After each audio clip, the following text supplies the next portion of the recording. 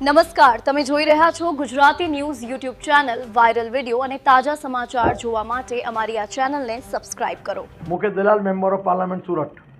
શું કહેશો સાહેબ, જે રીતે પત્ર લખવામાં આવ્યો છે યુદ્ધના તણાવ વચ્ચે?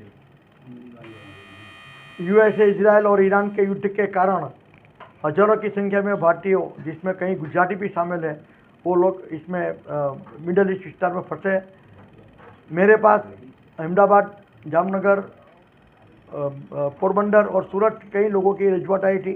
भारतीय जनता पार्टी के प्रदेश टेकम ने भी अपनी अलायदी व्यवस्था की अरेंजमेंट की है। इनकी तरफ से भी मेरे पास कई नाम आए थे। ये सब नाम मैंने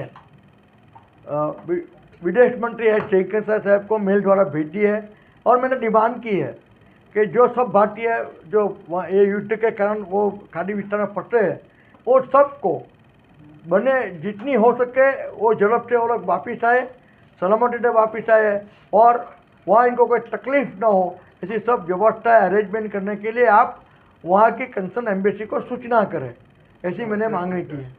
कितने लोग फंसे हैं? मेरे पास तकरीबन 40 से लोग की रजूआत आई है। किस तरह से बात चल रही है?